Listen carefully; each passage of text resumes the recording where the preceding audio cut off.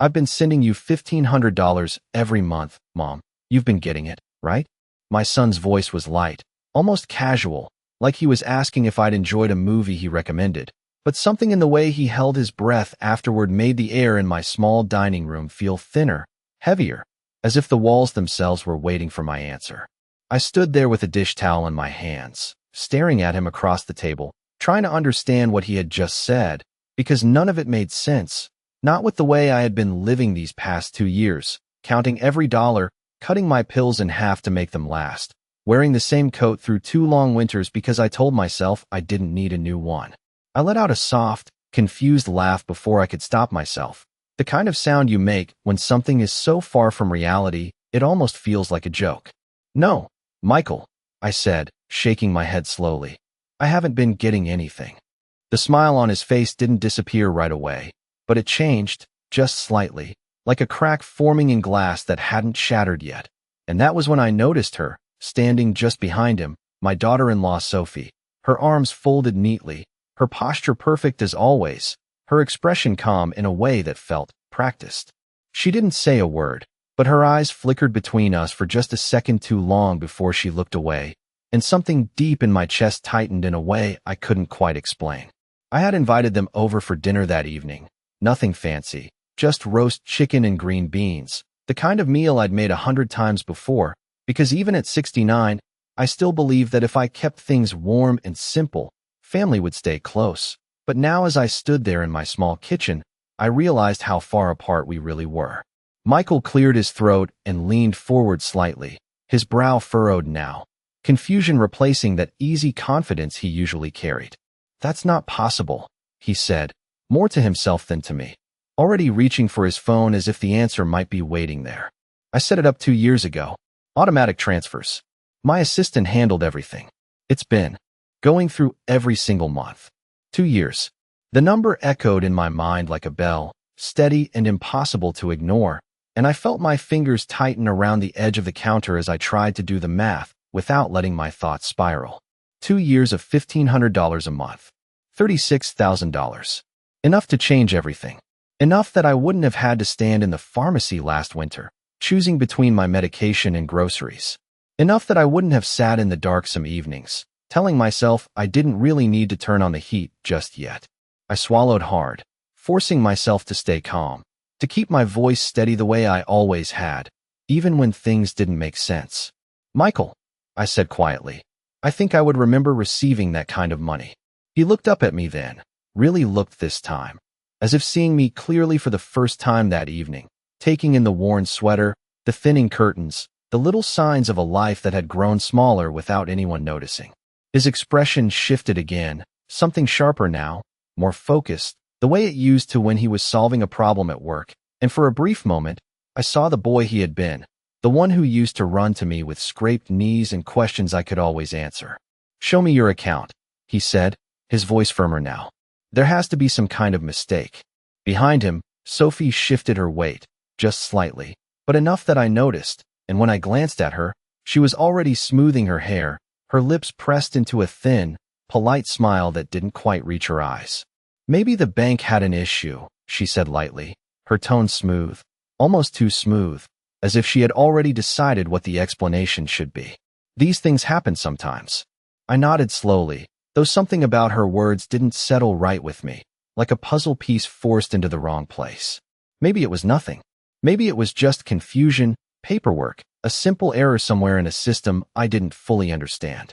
But as I turned toward the small desk by the window where I kept my bills and statements neatly stacked, I felt a quiet, unfamiliar thought begin to take shape, something I couldn't quite name yet, but couldn't ignore either. If the money existed, then where had it gone? And more importantly, who knew about it before I did? I opened the drawer slowly, the one where I kept every bill, every receipt, every piece of paper that proved my life still functioned in some small, organized way, and I could feel Michael watching me from across the room, waiting for me to find something that would make his version of reality true again. But I already knew what I was going to find before I even touched the stack. Nothing. No deposits. No unexplained balances. No quiet safety net I had somehow overlooked. Just the same thin statements I had been reviewing month after month, The same careful notes in my handwriting reminding myself when each bill was due, how much I could afford, what I had to postpone until next week. I pulled out the most recent bank statement and handed it to him without saying a word, my fingers steady even though something inside me had started to shift, like the ground beneath a house settling in a way that you know will leave cracks later. Michael scanned the page quickly at first, then more slowly, his eyes moving line by line as if he expected the numbers to rearrange themselves if he looked long enough, and I watched the color drain from his face in a way that made my chest ache, not out of fear, but out of a quiet understanding that whatever this was, it was not going to be small. "There is nothing here," he said finally, his voice low, almost disbelieving, and I nodded once, because that was the only truth I had known for the past 2 years. Behind him, Sophie stepped closer, leaning just enough to glance at the paper, her expression thoughtful, composed, as if she were reviewing a document in an office rather than standing in her mother-in-law's kitchen where something very real was beginning to unravel.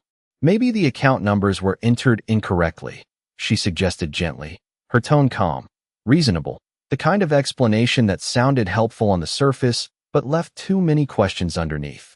I said nothing, but I felt that same quiet tightening in my chest again, because I had lived long enough to recognize when something was being smoothed over too quickly. Michael shook his head, already scrolling through his phone again, his movements sharper now, more urgent. "No, that does not make sense," he said, almost to himself. "I checked the confirmations when I set it up. Everything matched. The transfers have been processed every month. There are receipts." Receipts. The word hung in the air like a piece of evidence that had not yet found its place, and I turned back to the drawer, pulling out older statements, one after another, spreading them across the small table by the window, each page telling the same quiet story of limitation, of careful survival, of a life that had grown smaller while I believed it was simply the way things were supposed to be. I remembered the winter when my heater broke and I wrapped myself in blankets instead of calling for repairs right away because I was afraid of the cost. I remembered standing in the grocery store, putting items back on the shelf one by one until the total felt manageable. I remembered telling myself that I did not want to burden Michael, that he had his own life, his own responsibilities, and that I was strong enough to manage on my own. All of it had felt like dignity at the time. Now it felt like something else entirely. Michael let out a slow breath, rubbing his forehead as if trying to piece together a puzzle that refused to come together. "Mom, I need you to log into your account," he said, his voice steadier now, more controlled, but I could hear the edge beneath it. "We are going to check everything." I nodded and moved to the small computer on the desk, the one I used mostly for emails and occasional news articles, my fingers moving carefully over the keyboard as I entered my information, aware of both of them standing behind me now, close enough that I could feel their presence without turning around. The screen loaded slowly, as it always did, and when my account finally appeared, it looked exactly the same as it had the day before, and the day before that, and every day for the past 2 years. No large deposits, no hidden transactions, just the same modest balance I had been, stretching as far as it would go. Michael stepped closer, leaning over my shoulder, his eyes scanning the screen with a focus that had shifted from confusion to something sharper, something more deliberate. "This is not possible," he said again, but this time the words did not sound like disbelief. They sounded like the beginning of something else, something colder. I sat back slowly, folding my hands in my lap, and for the first time since he had asked that question at the dinner table, I allowed myself to follow the thought that had been forming quietly in the background, the one I had tried to dismiss because it felt too heavy, too complicated, too close to something I did not want to name. The money existed. He had proof. It had been sent, month after month, without fail. And yet, it had never reached me, which meant it had reached someone else. I did not look at Sophie right away, but I could feel her there, just behind me, perfectly still, as if she were waiting for the moment when everything would settle back into something safe and explainable. But nothing about this felt safe anymore. Nothing about it felt like a mistake. And as I sat there in that quiet room, surrounded by years of careful living that suddenly made no sense, I realized that whatever had been taken from me was not just money. It was time. It was trust. It was 2 years of believing I was alone when I was not supposed to be. I did not say her name, not yet, because some truths need a moment to breathe before they are spoken out loud, and I had learned over the years that rushing into conclusions only gave people time to hide what mattered most. Instead, I reached for the stack of papers again, slower this time, more deliberate, as if the answers might be hidden in the spaces between the lines rather than the numbers themselves. And I could feel Michael watching me, waiting for me to react, to ask questions, to demand something, but I did none of those things. I simply observed. That was something age had given me, a kind of patience that younger people often mistook for weakness. "Mom," Michael said carefully, his voice lower now, more controlled than before, "I am going to pull up the transfer records from my end." I nodded once, still not looking at him, because my attention had shifted to something else, something small but persistent that had been sitting quietly in my memory, waiting for a moment like this to make itself known. Sophie had always insisted on helping me with my mail.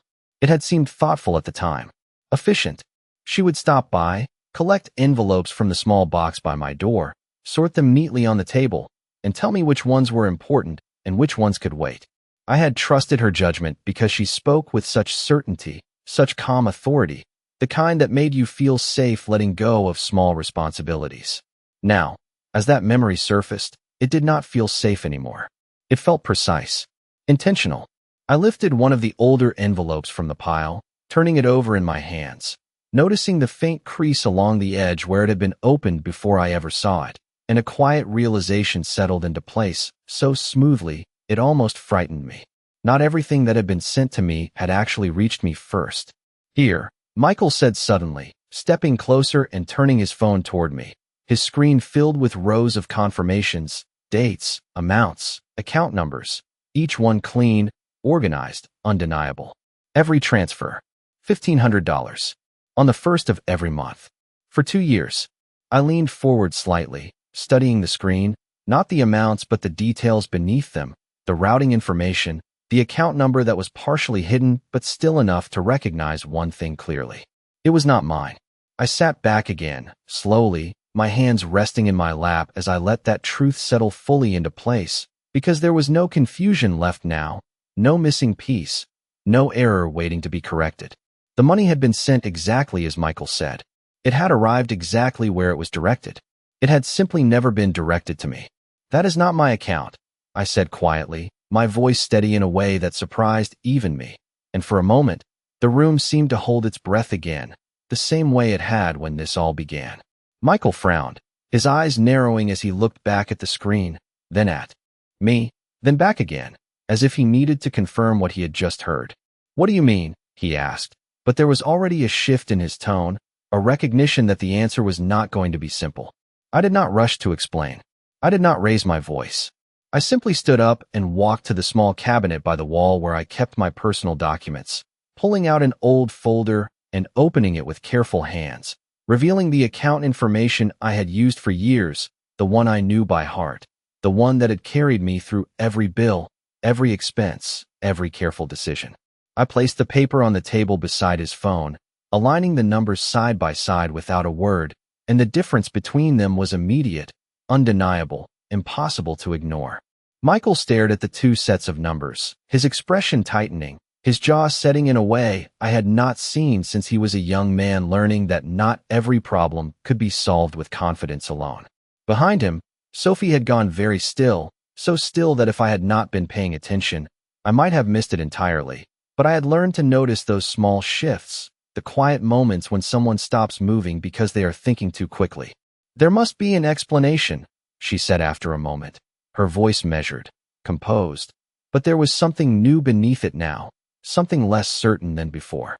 I turned to look at her then, really look at her, not as the polite, helpful woman who had married my son, but as someone standing in the center of a situation that no longer made sense. "I agree," I said softly. "There is always an explanation." And I meant it, because by that point, I was no longer asking whether something had gone wrong. I was asking who had made it go wrong, and why. And as the silence stretched between the 3 of us, heavy and unavoidable, I realized that the answer was not somewhere out in the world waiting to be discovered. It was already in this room, standing right in front of me, waiting for the moment when it could no longer remain hidden.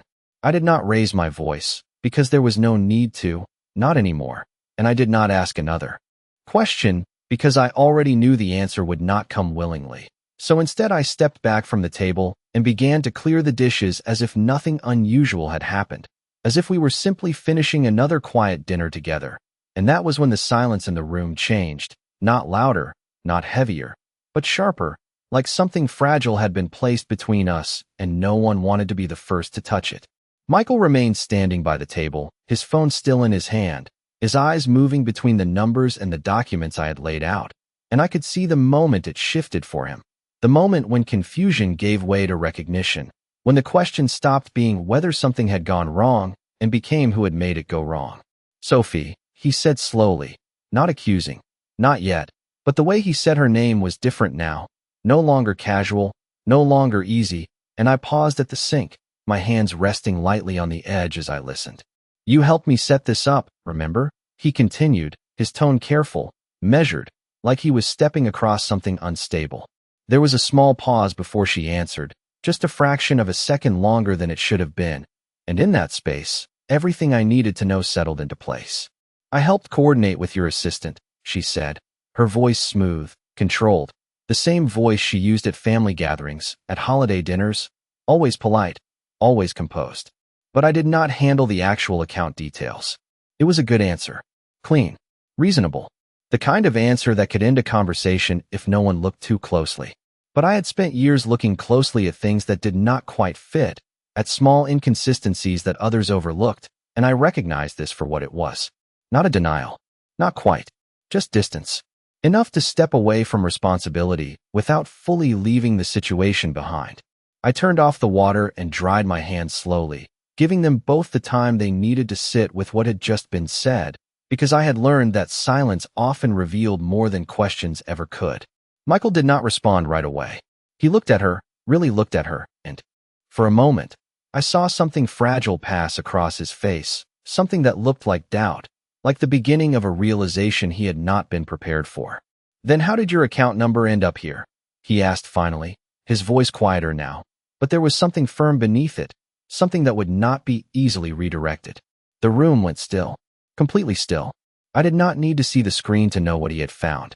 I had already noticed the pattern, the partial numbers, the way they did not match mine, and there was only one explanation left that fit all the pieces.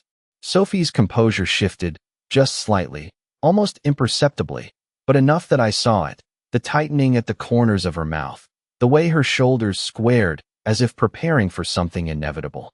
"There must be some misunderstanding," she said, but this time, the words did not land the same way they had before. They felt thinner, less certain.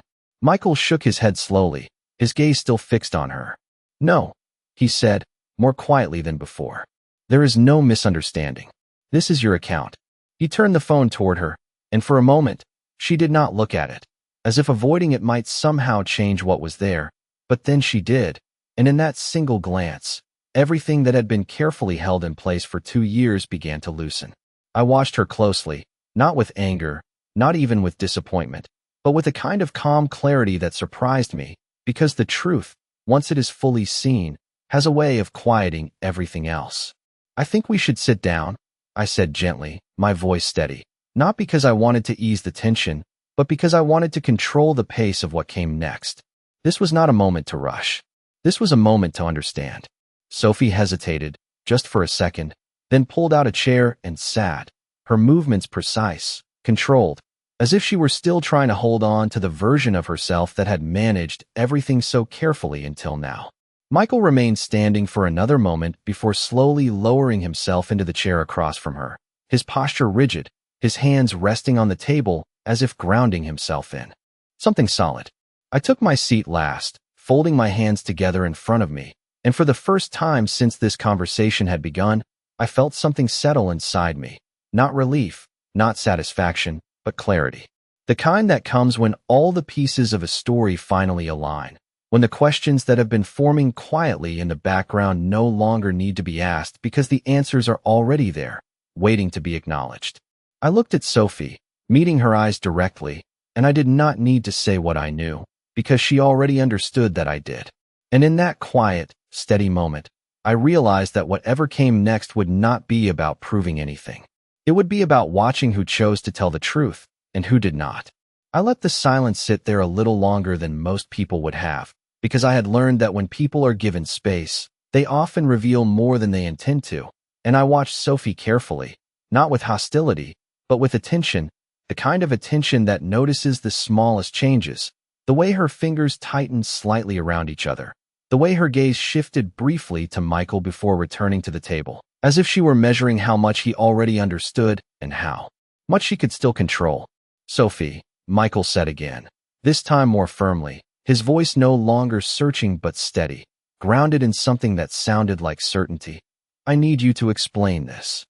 There was no accusation in his tone, not yet, but there was no softness left either, and that alone told me how far things had already moved in his mind.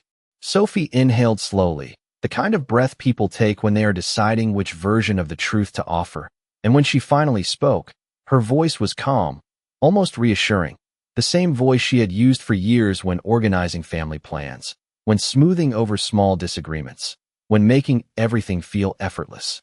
"It is not what it looks like," she said, and for a brief moment, I almost admired how quickly she had chosen her path, not denial, but reframing, a subtle shift that allowed her to acknowledge the situation without fully accepting responsibility. Michael did not respond immediately, and that pause told me more than any words could, because he was no longer reacting, he was thinking, and once someone begins to think instead of react, the outcome changes. "Then tell me what it is," he said quietly. Sophie glanced at me then, just for a second, and in that look, I saw something I had not seen before, not fear exactly, but calculation, the kind that comes when someone realizes the ground beneath them is no longer stable. "I was managing things," she said carefully, choosing each word with precision. "You asked me to help make sure everything was handled properly, and I did. The money was not lost. It was just redirected for a time." Redirected. The words settled in the room with a strange weight, softer than stolen, cleaner than taken, but no less deliberate. I felt no sudden rush of anger, no sharp reaction, only a quiet clarity that deepened with every second, because what she had just admitted was not confusion, not a mistake, but intention. Michael leaned back slightly, his eyes fixed on her now, not with disbelief, but with something colder, something more controlled. "Redirected to your account," he said, not as a question, but as a fact. Sophie did not answer right away, and that silence was answer enough. But then she nodded once, a small, almost reluctant movement that confirmed everything without needing further explanation. "Temporarily," she added quickly, as if that one word could soften what had already been said. I folded my hands more tightly in my lap, not because I was upset, but because I wanted to hold on to that stillness, that calm that had settled over me, because it was the only thing keeping everything clear. "For what purpose?" Michael asked, his voice steady, each word deliberate, and I could hear the shift in him now, the distance growing between who he had been at the start of the evening and who he was becoming now. Sophie straightened slightly, as if preparing to present something reasonable, something that would make sense if explained correctly. "There were expenses," she said. "Investments, opportunities, things that needed to be handled quickly. I intended to move it back once. Everything stabilized." I let her words settle, not interrupting, not reacting, because I wanted to hear all of it, not just the parts she chose to emphasize, but the spaces in between, the assumptions, the justifications, the quiet belief that what she had done could be explained in a way that made it acceptable. "Did you ever tell me?" I asked then, my voice soft, almost gentle, and both of them turned to look at me, as if they had momentarily forgotten I was still there, still part of this conversation. Sophie hesitated, just for a second, and that was all I needed. "No," I said quietly, answering my own question. "You did not." Michael's jaw tightened, and he looked back at her, something final settling into his expression now, something that no longer searched for explanations. "That was not your decision to make," he said, and there was no anger in his voice, which made it stronger, more certain, because it was not driven by emotion, but by understanding. Sophie's composure faltered then, just slightly, a crack in the control she had maintained for so long. "I was trying to help," she said, but this time, the words sounded thinner, less certain, as if even she could hear how they no longer fit the situation. I looked at her for a long moment, not with judgment, but with a kind of quiet recognition, because I had seen this before, not in this exact form, but in the way people slowly convince themselves that taking control is the same as taking care, that deciding for someone else can be justified if the outcome seems beneficial.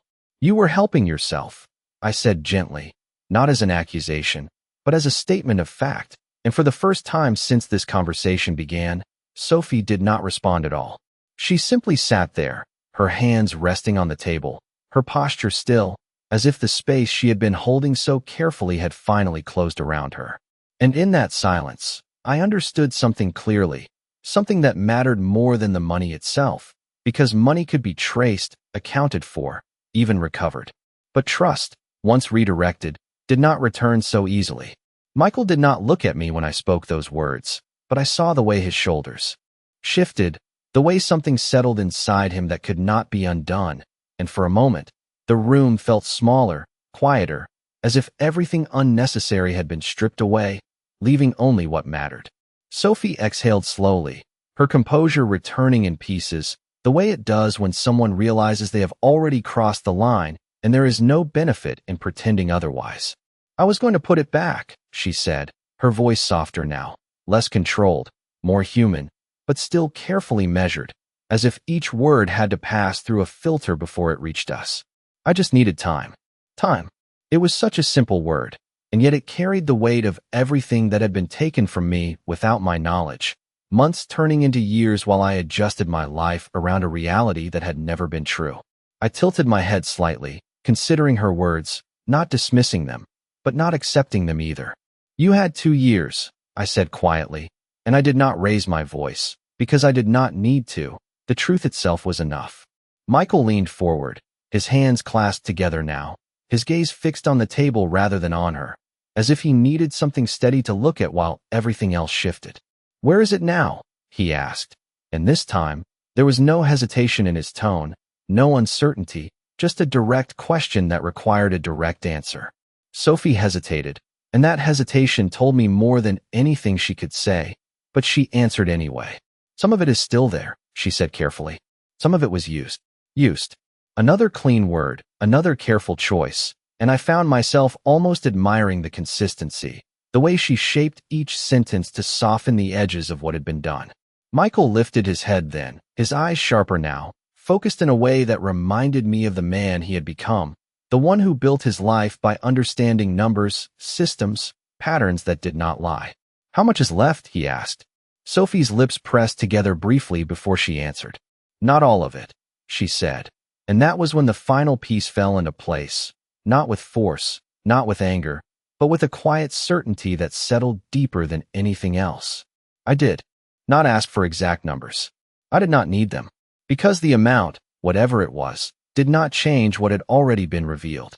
I stood up slowly, smoothing my hands over the front of my sweater, a small, ordinary gesture that grounded me in the moment, and I walked back to the counter where the dishes still waited, because life, even in moments like this, does not stop. It continues in small, quiet ways, in routines that remind you who you are when everything else shifts. You should transfer whatever remains back, I said calmly, my back still turned to them, my voice steady, not demanding, not pleading, simply stating what needed to happen next. Michael nodded immediately, the movement sharp, decisive, but Sophie did not respond right away, and I could feel that pause, that resistance, as clearly as if she had spoken it aloud. I will, she said finally, but the words came slower this time, as if they carried a weight she had not anticipated. I turned slightly, just enough to see them both without fully facing them, and in that moment, I saw the distance between them more clearly than ever before, not physical, but something deeper, something that had shifted in a way that could not be easily repaired. Not because you have to, I added gently, but because it was never yours.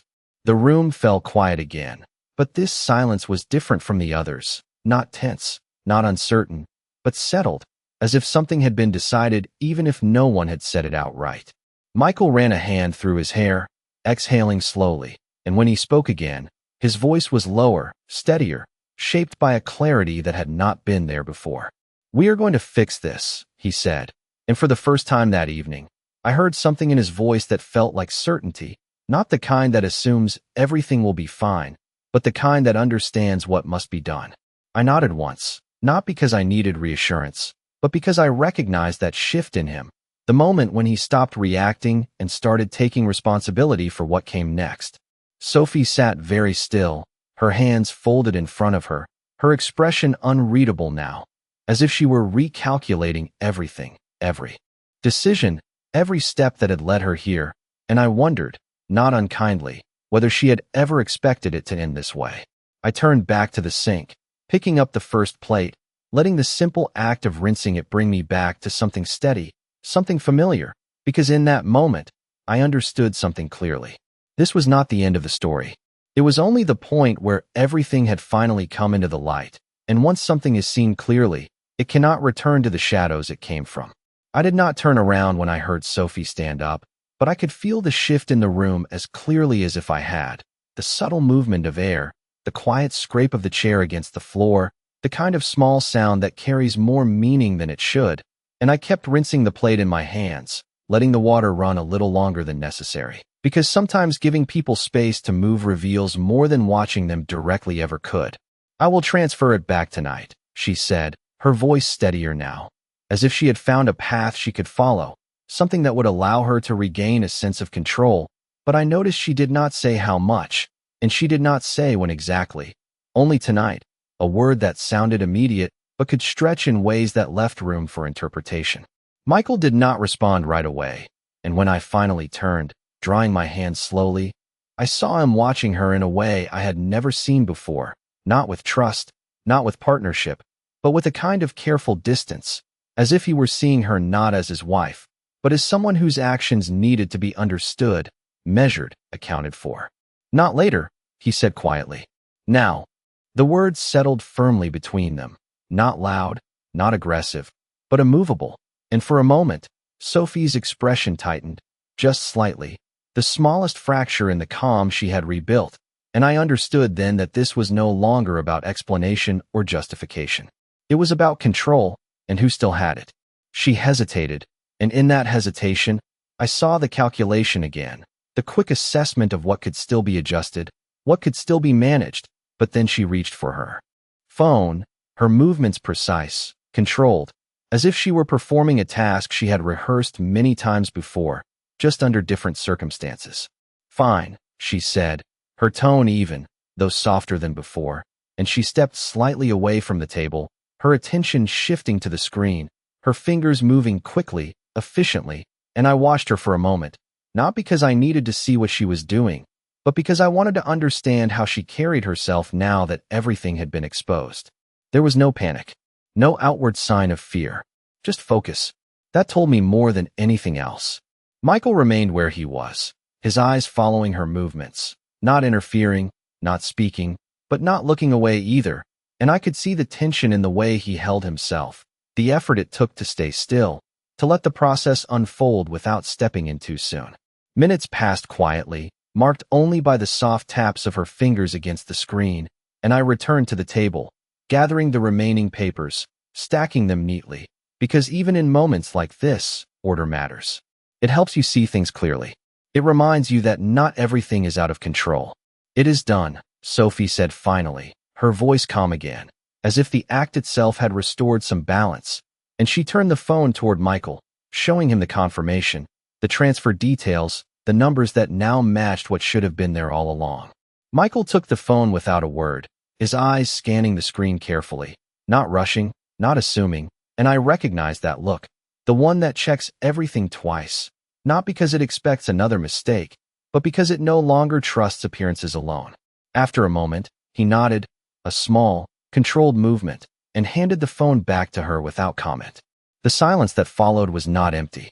It was full of everything that had just happened, everything that had been said, and everything that had not. And I realized then that returning the money, while necessary, had not resolved anything. It had only confirmed what had been broken. Sophie placed her phone on the table, her hands resting beside it, and for the first time since this began, she looked at me directly, not with calculation, not with quiet control, but with something more uncertain, something that searched for a response it could not predict. I did not think it would matter this much, she said, her voice softer now, almost reflective, and I held her gaze for a moment before answering, because I wanted to be sure my words were not shaped by emotion, but by truth. That is because it did not happen to you, I said gently, and there was no anger in my voice, no accusation, only clarity, and I saw the way her expression shifted, not dramatically, but enough to show that she understood. Michael exhaled slowly, leaning back in his chair, his eyes closing briefly as if he needed a moment to process everything that had just settled into place. And when he opened them again, he did not look at Sophie first. He looked at me. "I am sorry, Mom," he said, and the words were simple, but they carried more weight than anything else that had been spoken that evening, because they were not about the money, not really. They were about everything that had been missed, everything that had been assumed, everything that had been allowed to happen without question. I nodded once, accepting the apology without expanding it, because some things do not need to be explained further, and I could see in his face that he understood that too. I stood there for a moment longer, looking at both of them, and I felt no need to raise my voice, no need to demand anything more, because the truth had already done what it needed to do. It had changed the way we saw each other, and that was something no amount of money could undo. After that, no one rushed to fill the silence, and that was the moment I realized something had truly changed, not in the room itself, but in the space between us, something that could not be repaired with explanations or apologies, something that simply existed now, quietly and permanently. I gathered the last of the papers from the table and placed them back into the folder with careful precision, aligning the edges as I always did, because small acts of order have a way of restoring balance when everything else feels uncertain. And when I looked up again, Sophie was watching me, not with the same confidence she had carried before, but with something more cautious, more aware. Michael stood up slowly, pushing his chair back with a soft sound, and for a moment he looked like he wanted to say something else, something beyond the apology he had already given, but he did not, and I understood why. Some things cannot be fixed with more words. "You should go home," I said gently, not as a dismissal, but as a recognition that this moment had reached its natural end, and neither of them argued. Sophie picked up her purse, her movements quieter now, less certain, and Michael reached for his jacket, pausing briefly as if waiting for me to say something more, something that might return us to the way things had been, but I did not. Because the way things had been was no longer something I wanted to return to. I walked them to the door as I always had, the familiar routine unfolding with a new weight beneath it, and when Michael stepped outside, he turned back for a moment, his expression softer now, almost searching, but I simply nodded once, a small, steady gesture that said everything that needed to be said without adding anything unnecessary. Sophie followed him out, and for a brief second, our eyes met again, and this time there was no calculation there, no careful control, just a quiet understanding that whatever role she had played in my life before, it had changed. When the door closed, the house felt different, not empty, but still, in a way that allowed me to hear my own thoughts more clearly than I had in a long time. I stood there for a moment, my hand resting lightly against the door, and I let the quiet settle fully around me, because I had learned that clarity often comes not in the middle of noise, but in the absence of it. I walked back into the kitchen slowly, looking at the small details I had stopped noticing over the years, the worn edge of the counter, the familiar arrangement of dishes, the chair where Michael used to sit when he was a boy, and I realized that while so much had shifted in a single evening, this space, this life I had built, was still mine. I moved to the table and sat down, placing my hands flat against the surface, feeling the steady, solid wood beneath my palms, grounding myself in something real, something that had not been altered by anyone else's decisions. The money would return. That much had already been set in motion. But what mattered more was what I chose to do next, not out of anger, not out of a need to punish, but out of a clear understanding that trust, once broken, requires more than simple restoration. It requires boundaries. I reached for my phone and opened my banking application, not because I doubted what had just happened, but because I wanted to see it for myself, to confirm the change with my own eyes.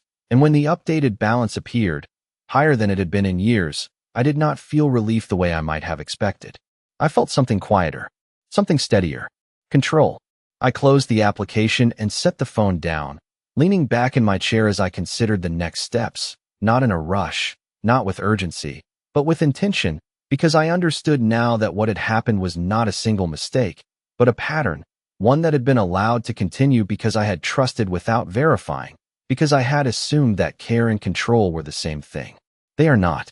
I looked around the room once more, taking in the familiar details, and I realized that for the first time in a long while, I was not waiting for anyone else to manage things for me, to decide what was best, to handle what I could handle myself. The quiet in the house no longer felt like loneliness. It felt like space. And in that space, I understood something clearly, something simple, something that did not need to be said out loud to be true. I would not let anyone handle my life again without knowing exactly where it was going. I woke up earlier than usual the next morning, not because I had to, but because my mind had already settled into a kind of quiet clarity that does not allow for lingering in bed. And as I sat at the edge of my bed, looking at the soft light coming through the curtains, I realized that nothing about my life had actually changed overnight, and yet everything felt different. I moved through my morning routine slowly, deliberately, making coffee, setting the cup on the same spot at the table, folding the newspaper the way I always had.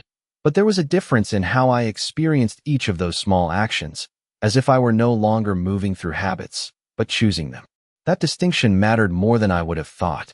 After breakfast, I sat down at my desk again, opening my bank account not out of suspicion this time, but out of intention, reviewing the numbers carefully, making notes, confirming details, not because I doubted what I saw, but because I wanted to understand it fully, to take ownership of something I had allowed to slip quietly out of my hands before. The returned funds were there, exactly as promised, and for a moment, I let myself acknowledge that, not with relief, but with recognition, because what had been taken had been returned, but what had been learned could not be undone, and that was where the real change lived. I picked up the phone and made a call, not to Michael, not yet, but to the bank, speaking calmly, asking questions I had never thought to ask before, about account protections, about notification systems, about access permissions, and as I listened to the answers, taking notes in my neat, steady handwriting, I felt something settle deeper inside me, something that had nothing to do with money and everything to do with awareness. When the call ended, I did not sit there reflecting for long. I moved forward. I changed my account access, updated my information, ensured that every detail now passed through me first, not out of fear, but out of understanding, because trust, I realized, does not mean absence of oversight. It means clarity. Around noon, my phone rang, and I saw Michael's name on the screen. I let it ring once, twice, not to avoid him, but to give myself a moment to choose how I wanted to respond, and then I answered, my voice calm, steady, exactly as I felt. "Hi, Mom," he said, and there was a pause in his voice, something uncertain, something careful, and I recognized it immediately, the sound of someone who was trying to step differently after realizing they had been walking. Without paying attention, "Hi, Michael," I replied, and I kept my tone even, not distant, not overly warm, simply present. "I checked everything this morning," he said, his words measured.